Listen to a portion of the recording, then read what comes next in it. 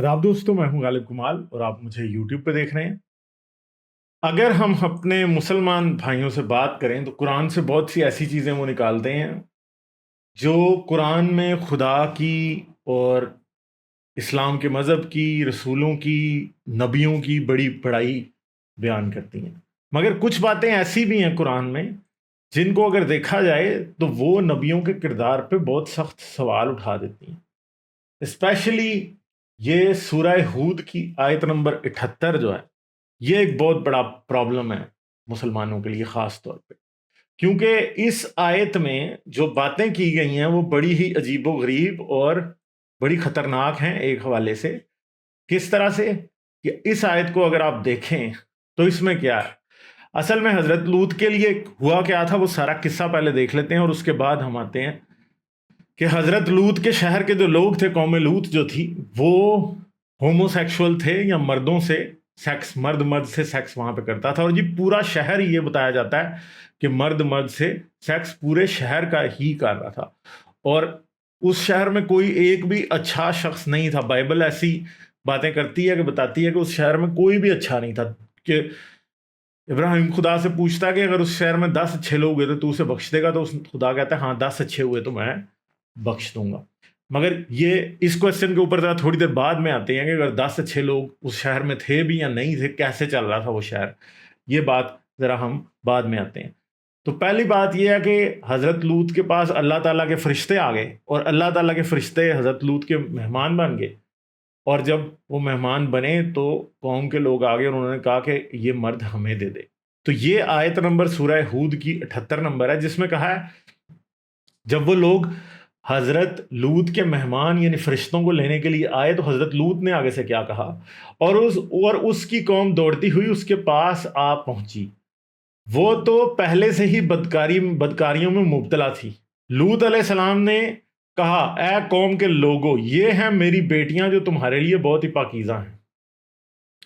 अल्लाह से डरो, मुझे मेरे मेहमानों के बारे में रुस्वा ना करो। क्या तुम में एक भी भला आदमी नहीं? ठीक है। तो फिर इससे आगे लूत के जो हैं वो लूत की कौम के लोग क्या कहते हैं? उन्होंने जवाब दिया, तू बखूबी जानता है हमें तो तेरी बेटियों पर कोई हक नहीं है और तू हमारी असली चाहत से बखूबी वाकिफ है। तो यहां काल हुआ, उन्होंने कहा लकद, बेशक या वेरली, अलिमत यू नो,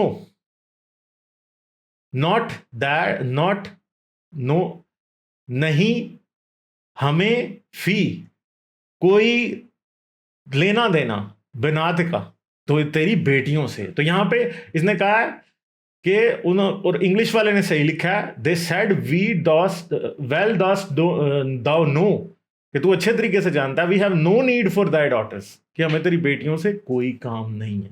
मगर अब एक बात है कि उन्होंने तो लूत की बेटियों को बख्श दिया, क्योंकि उन्होंने कहा तो लूत ने यह था कि तुम मेरी बेटियों को ले जाओ और इनका तुम रेप कर लो, इनको ले जाओ, ठीक है, इनसे सेक्स कर लो, ये मेरी पाकीज़ा बेटियां हैं और इनसे तुम सेक्स कर लो। यानी हजरत लूत की मोरालिटी की हमें समझ नहीं आ रही कि अपने मेहमानों को बचाने के लिए अपनी बेटियां लोगों को रेप होने के लिए दे रहा है। कि यानी आप खुद सोचें कि इस तरह का कोई शख्स आज अगर हो कि अपने घर आए हुए मेहमानों की खातिर ये कहे कि जी मेरी बेटियां ले जाओ और इनके रेप कर दो, तो आप उस बाप को क्या कहेंगे? क्या आप उस बाप को एक अच्छा इंसान कह सकते हैं? किसी भी सूरत क्या उस बाप को किसी भी सूरत अच्छा इंसान कहा जा सकता है? मतलब अगर हम हजरत इब्राहिम के खानदान में को देखें तो एक तरफ एक अपना बेटा कुर्बान करने को चल पड़ा कत्ल के जरिए, और दूसरी तरफ दूसरा जो उसका भतीजा है लूत, क्योंकि हजरत लूत जो थे वो हजरत इब्राहिम के भतीजे थे, लूत जो है वो अपनी बेटियों की कुर्बानी देने चल पड़ा। उसने कहा कि जी मैं अपनी बेटियां जो हैं वो कुर्बान कर देता हूँ, मेरी बेटियों की को कोई रेप कर दे, रेप एंड मर्डर कर दे, जो मर्जी कर दे, इनको ले जाए। कुंवारी लड़कियां थी वो।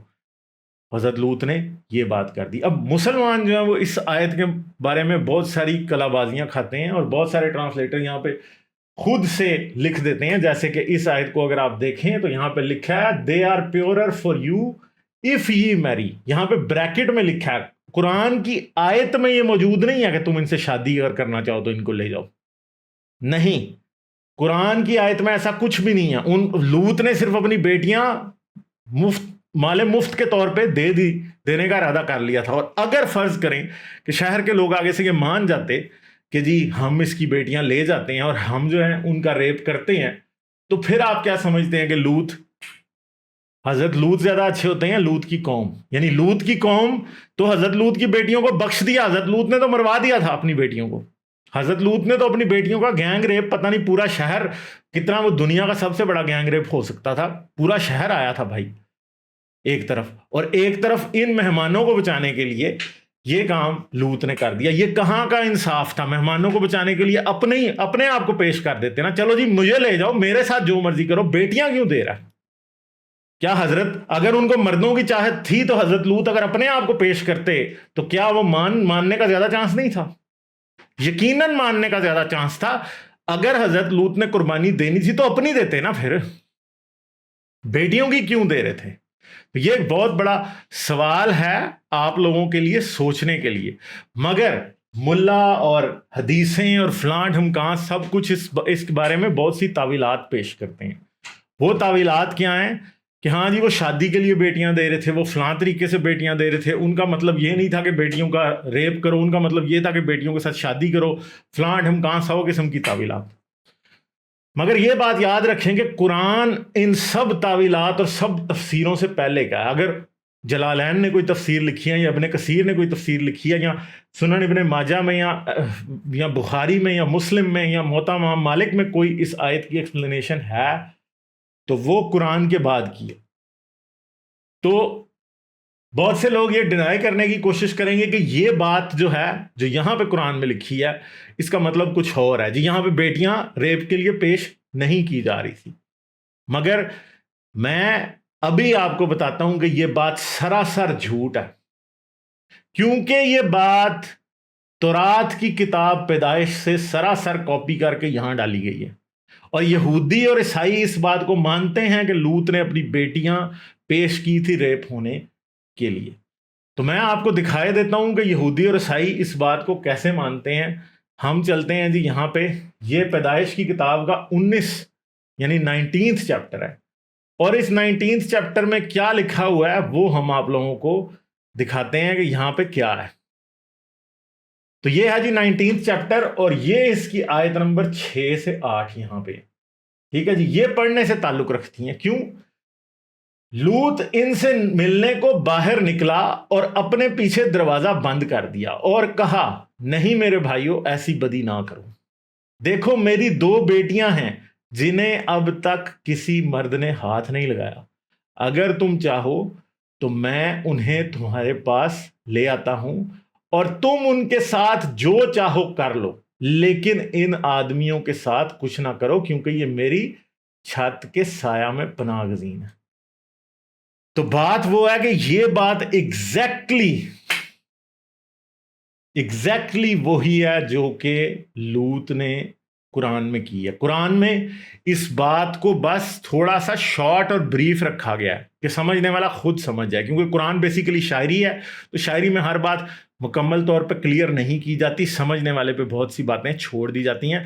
تو یہاں پہ یاد رکھیں کیونکہ یہ سلیس میں لکھا ہوا ہے, یہ ایک کمپریہنشن میں لکھا ہوا ہے, تو اس وجہ سے یہاں پہ ہمیں بڑی کلیئرلی یہ بات دکھائی دے رہی ہے کہ لوط کا مطلب یہاں پہ کیا تھا. ٹھیک ہے جی. تو لوط کا مطلب یہ تھا کہ میری بیٹیوں کو لے جاؤ اور جا کے ان کا ریپ کر دو. ٹھیک ہے. اور پھر کیا ہوا, انہوں نے کہا ہمارے راستے سے ہٹ جاؤ, اور پھر کہنے لگے یہ شخص ہمارے بیچ میں پردیسی بن کے آیا اور اب حاکم بننا چاہتا ہے, ہم تیرے ساتھ اس سے بھی برا سلوک کریں گے. وہ لوط کو دھمکانے لگے اور دروازہ توڑنے کے لیے آگے بڑھے. ٹھیک ہے. تو پھر انہوں نے جو فرشتے تھے انہوں نے ان لوگوں کو کر دیا, اور اس کے بعد جو صدوم کا جو لوط کا شہر تھا سارا وہ تباہ ہو گیا. ٹھیک ہے. مگر پھر آگے حضرت لوط کی بیٹیوں کے بارے میں بائبل میں اور بھی ایک بڑی عجیب و غریب بات سامنے آتی ہے. وہ یہ ہے کہ لوط اور اس کی 2 بیٹیوں نے سگر کو خیر باد کہا اور پہاڑیوں پر جا بسے. پہلے یہ سگر کے شہر گئے, وہاں سے نکل کے جب رستے میں لوط کی بیوی جو ہے وہ نمک کا ستون بن گئی یا پیچھے رہ گئی, قرآن میں اس کا ہے کہ ان میں سے ایک بڑھیا ہی پیچھے رہ گئی. ٹھیک ہے. وہ اور اس کی 2 بیٹیاں غار میں رہنے لگے. ایک دن بڑی بیٹی نے چھوٹی سے کہا ہمارا باپ ضعیف ہے اور یہاں ارد گرد کوئی مرد نہیں ہے, جو ہم سے صحبت کرے جیسا کہ ساری دنیا کا دستور ہے. ٹھیک ہے, اب انہوں نے کہا کہ کوئی مرد تو ادھر ہے نہیں ہے جو ہم سے سیکس کرے, آؤ ہم اپنے باپ کو میں پلائیں اور تب اس سے صحبت کریں اور اپنے باپ کے ذریعے اپنی نسل بچائے رکھیں. تو پھر انہوں نے کہا کہ ہم اپنے باپ سے ہی سیکس کر کے اس کے بچے پیدا کرتی ہیں. دونوں بہنوں نے یہ سوچا. چنانچہ اسی رات انہوں نے اپنے باپ کو میں پلائی.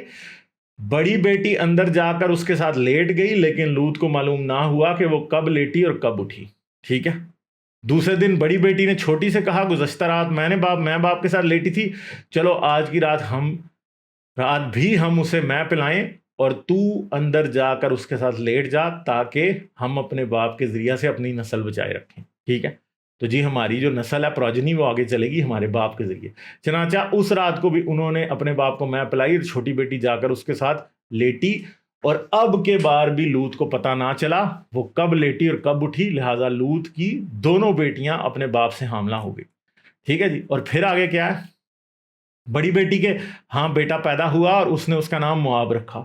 وہ موابیوں کا باپ ہے جو آج تک موجود ہے, یعنی جو بنی اسرائیل کے ارد گرد ایک قوم رہتی تھی موابی, کہتے ہیں کہ وہ بنی لوط ہیں اور ان کی نسل شروع ایسے ہوئی تھی. چھوٹی بیٹی کے ہاں بھی بیٹا پیدا ہوا, اس نے اس کا نام بنی بن امی رکھا اور وہ امونیوں کا باپ ہے جو آج تک موجود ہیں. تو یہ آپ دیکھیں جی, بڑی ہی سکھ قسم کی یہ لاجک ہے کہ ایک طرف ہومو سیکشوالٹی کے خلاف اتنا زیادہ تماشا ہے کہ جی پورے شہر کو آگ سے خدا نے تباہ کر دیا, دوسری طرف یہ ہے کہ بیٹیاں اپنے باپ سے پریگننٹ ہوئی اور آگے سے ان کی نسل چلی, اور خدا نے پھر بعد میں جب موسیٰ کی شریعت کے وقت جب خدا بنی اسرائیل کو بتاتا ہے کہ کون سا قبیلہ زمین کے کس حصے میں رہے گا, تو تب یہ خدا بتاتا ہے کہ بنی مواب اور بنی امون جو ہیں ان دونوں کے علاقوں پہ تمہارا کوئی حق نہیں ہے, کیونکہ یہ تمہارے بھائی لوط کی نسل کے لوگ ہیں, ان کو آپ نے ان کے علاقے سے نہیں نکالنا. باقی قوموں کو فلسطینیوں کو وہ نکال دیتا ہے مگر ان کو نہیں نکالتا. دوسری طرف ایک اور بات یاد رکھیں گے, کرسچن لوگوں کے لیے ایک اور کنٹراسٹ ہے جس سے آپ دیکھ سکتے ہیں بائبل میں, آپ وہ بھی یاد کریں گے. پیدائش کی کتاب میں پیچھے جب نوح کا ذکر ہے تو نوح کے ذکر میں یہ ہے کہ نوح جب شراب پیتا ہے اور وہ ننگا ہو جاتا ہے, شراب پیتا ہے, پہلے باغ لگاتا ہے پھر شراب پیتا ہے, شراب پی کے وہ ننگا ہو جاتا ہے, اور کنعان اور اس کا باپ آتے ہیں, یعنی کنعان پوتا تھا نوح کا, وہ آتے ہیں اور دیکھتے ہیں ننگا ہے, کنعان دیکھتا ہے دادا ننگا ہے, وہ جا کے اپنے باپ کو بتاتا ہے, وہ دونوں ہنستے ہیں. پھر دونوں بھائیوں کو دوسروں کو جب وہ بتاتا ہے تو وہ کیا کرتے ہیں, وہ پچھلے پاؤں آ کے باپ کے اوپر چادر دیتے ہیں اور وہ باپ کا پردہ نہیں توڑنے دیتے, اور کنعان کو اٹھ کے نوح لعنت دے دیتا ہے. اگر مسئلہ یہ ہے کہ اس بات کی روشنی میں آپ یہ والی بات کو دیکھیں تو لوط کی بیٹیوں نے تو کنعان اور اس کے باپ سے بہت زیادہ بھیانک کام کیا تھا. انہوں نے تو صرف کنعان نے تو صرف دادے کو ننگا دیکھا تھا نا نوح کو, تو انہوں نے تو ننگے باپ کے ساتھ کیا کچھ کر دیا. ٹھیک ہے, ان کی کوئی سزا نہیں. تو بات یہ ہے, سب سے پہلی بات یہ ہے کہ مسلمان یہ سمجھتے ہیں کہ نبی کوئی گناہ نہیں کرتے, مگر قرآن خود یہ ثابت کرتا ہے کہ نبی گناہ کرتے ہیں. اور ایک جو حرکت لوط کی طرف سے ہونے والی تھی وہ بہت ہی خطرناک تھی. وہ تو قوم لوط کے لوگ لوط سے اچھے نکلے کہ انہوں نے کہا کہ ہم تیری بیٹیوں پہ ہاتھ نہیں ڈالیں گے, ورنہ لوط نے تو کام ختم کر دیا تھا. لوط کی بیٹیوں کا تو ریپ ہو گیا تھا, یعنی لوط یہ سمجھ رہا تھا کہ میری بیٹیوں کا ریپ اس سے چھوٹی بات ہے کہ میرے مہمانوں کا ریپ ہو جائے. اب مہمانوں کا کیا پتا کہ وہ ان سے ہی کوئی لڑکے کوئی خون کا مسئلہ کر کے آئے ہوں, یعنی آپ کے گھر آ کے کوئی مجرم بھی چھپ جائے تو آپ نے اپنی بیٹیوں کی عزتیں اتروا دینی ہیں, اس کو جو ہے نا آپ نے سیف کرنا ہے. اور دوسری بات ہے کہ بھائی اگر ان کو مردوں کی چاہت تھی تو پھر لوط صاحب اپنا پیش کر دیتے نا کچھ. ٹھیک ہے, خود ریپ کروا لیتے, کہتے ٹھیک ہے یار میرا کر لو تم, کوئی بات نہیں, میری بیٹیوں کو بھی چھوڑو مہمانوں کو بھی چھوڑو, یہ لو جی میں پیش کر رہا ہوں, میرے ساتھ کر لو کچھ. ٹھیک ہے, تو ہو سکتا تھا نا, مگر کیا کیوں نہیں. تو یہ سوچنے کی بات ہے. اس چیز کی بہت ساری ڈیپ لیئرز ہیں. مسئلہ یہ ہے کہ عورت کو کیا ایک کموڈٹی سمجھا گیا. وہ اپنی بیٹیوں کو بیٹیاں نہیں دیکھ رہا تھا, وہ صرف ان کو مطلب ان کو صرف اور صرف دو سیکس آبجیکٹس کے طور پہ, دو وجائناز کے طور پہ دیکھ رہا تھا اصل میں. اور گو کہ ان کہانیوں کی میں سمجھتا ہوں کہ کوئی حقیقت نہیں ہے, میتھولوجیکل ٹیلز ہیں, مگر جو مورل یہ کنوے کرتی ہیں وہ بہت خطرناک ہے. کسی بھی عورت کی عزت ایکسپینڈیبل ہے. اگر آپ یا عزت آپ اس کو کہیں تو مطلب عورت کو سمجھا یہ جا رہا ہے کہ اس کا صرف کام ہی یہ ہے سیکشول سروس پرووائڈ کرنا, چاہے وہ آپ کی بیٹیاں ہی کیوں نہ ہوں. اور مسلمانوں کے لیے بہت بڑا سوال ہے کہ آپ یہ سمجھتے ہیں کہ آپ کے قرآن میں جو بات کی گئی ہے وہ لڑکیوں کے ریپ کی نہیں ہے. تو بات یہ ہے کہ جن کتابوں سے آپ نے کاپی کی ہے، حضرت محمد نے جس کتابوں سے کاپی کی ہے تورات سے، اس تورات میں یہ لکھا کہ لڑکیوں کا ریپ ہی کرنے کی بات ہو رہی تھی. تو ان باتوں پہ ضرور غور کریں اور سمجھنے کی کوشش کریں کہ اس قسم کی سکھ موریلٹی کی کیا گنجائش ہے کسی مقدس کتاب میں. اور جس کتاب کو آپ مقدس مانتے ہیں اگر اس میں ایسی ایک بات لکھی ہے جو کہ انسانی اخلاقی معیار پہ، ہیومن مورل سٹینڈرڈ پہ کسی بھی طور پہ پورا نہیں اترتی، تو کیا آپ مان سکتے ہیں کہ یہ کتاب خدا کی کتاب؟ اس بات پہ سوچئے گا ضرور. یہ کڑوی بات ہے مگر ایک بار سوچئے گا ضرور کہ اللہ کا ایک نبی جو کہ سب سے اوپر ہے انسانوں میں، وہ اس طرح اپنی بیٹیاں کیسے کسی کو پیش کر سکتا؟ کیا اگر آپ یہ سمجھتے ہیں کہ حضرت لوط نے یہ کہہ دیا تھا کہ میری بیٹیاں لے جاؤ، تو کیا آپ کسی اور نبی سے یہ ایکسپیکٹ کر سکتے ہیں کہ وہ اپنی بیٹی دے سکتے ہیں؟ کیا موسیٰ اپنی بیٹی دے سکتا تھا؟ کیا داؤد دے سکتا تھا؟ یہاں سب سے final question with no pin intended, کوئی میں توہین نہیں کرنا چاہ رہا یہاں پہ، کیا آپ یہ ایکسپیکٹ کرتے ہیں کہ حضرت محمد ایسی حرکت کر سکتے تھے کہ اپنی بیٹی پیش کر سکتے تھے؟ اگر حضرت محمد کے بارے میں یہ بات جو میں نے بھی منہ سے نکالی آپ اس کے بارے میں سوچ بھی نہیں سکتے، تو پھر سوچیں کہ لوط نے کام کر کیسے دیا؟ ٹھیک ہے، تو یہ ذرا سوچنے کی کوشش کریں. اور کیا لوط جیسے شخص کو جنت میں جانے کی اجازت ہونی چاہیے یا جہنم اس کا ٹھکانہ ہونا چاہیے؟ خود سوچیں آپ. اور دنیا میں آج کوئی باپ اگر ایسا کرے تو آپ کیا سوچیں گے اس کے بارے میں؟ بہت سے لوگ ہیں جو اپنی بیٹیاں بیچتے ہیں، آپ ان کو کیا کہتے ہیں؟ آپ ان کے لیے کس کس قسم کے لفظ استعمال کرتے ہیں؟ آپ ان کے لیے غیرت کے پیمانے کیا نوٹ کرتے ہیں، کیا ٹھہراتے ہیں؟ ان کے لیے کیا ورڈز یوز کرتے ہیں؟ اور ایسی فیملیز کے بارے میں آپ کیا بات کرتے ہیں؟ خود سوچئے، اپنا تھوڑا سا دھیان لگائیے، تھوڑا سا ان بائسڈ ہو کے سوچنے کی کوشش کیجئے کہ ان کتابوں میں جنہیں آپ مورل سٹینڈرڈ سمجھتے ہیں ایسی بےہودہ باتیں کیسی لکھی جا سکتی. امید ہے آپ کو یہ ویڈیو پسند آئی ہوگی. جانے سے پہلے اسے لائک کریں، اسے سوشل میڈیا پہ شیئر کریں. اگر آپ کو پسند نہیں آئی تو ضرور مجھے کومنٹس میں بتائیں کہ آپ کو کیوں پسند نہیں آئی. آپ مجھے بتائیے، میں ضرور جاننا چاہتا ہوں کہ اس ویڈیو میں جو بات میں نے کی ہے اس میں غلطی کیا ہے. ٹھیک ہے، اس کے ساتھ ساتھ اس چینل کو سبسکرائب کریں، بیل آئیکن دبائیں، آل نوٹیفیکیشنز آن کر لیں، اور اس چینل کو پیٹریون پہ سپورٹ کریں. پیٹریون کا لنک ویڈیو کی ڈسکرپشن اور اینڈ اسکرین دونوں میں موجود ہے. پیٹریون پہ جائیں، دیکھیں کہ آپ کس ٹیئر میں کتنا سپورٹ کر سکتے ہیں اس چینل کو تاکہ یہ کام جاری رہے. اپنا بہت سا خیال رکھیے گا. میں آپ سے ملوں گا اگلی ویڈیو میں. لائک، شیئر اور سبسکرائب کرنا مت بھولیں. اس کے ساتھ ساتھ آپ میرے چینل کو پیٹریون پر سپورٹ کر سکتے ہیں. پیٹریون کا لنک ویڈیو کی ڈسکرپشن میں ہے.